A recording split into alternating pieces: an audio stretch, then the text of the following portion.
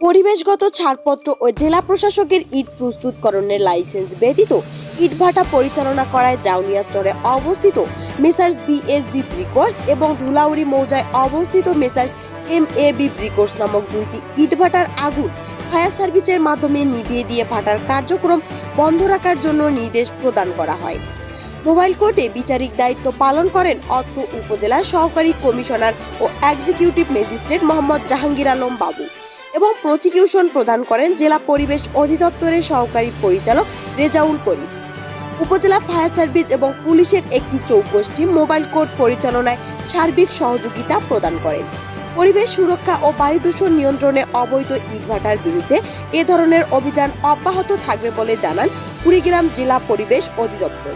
অপরদিকে বাংলাদেশ ইট প্রস্তুতকারী মালিক সমিতি কুড়িগ্রাম জেলা শাখার পক্ষ থেকে 2 ফেব্রুয়ারি 2025 রোববার সকালে কুড়িগ্রাম প্রেস ক্লাবের সামনে এক মানববন্ধন কর্মসূচি অনুষ্ঠিত হয়। পরে বাংলাদেশ ইট প্রস্তুতকারী মালিক সমিতি কুড়িগ্রাম জেলা শাখার পক্ষ থেকে জেলা প্রশাসক বরাবর একটি স্মারকলিপি জমা দেওয়া হয়। Rumana ইসমিন Ruman, news desk, hello তমক।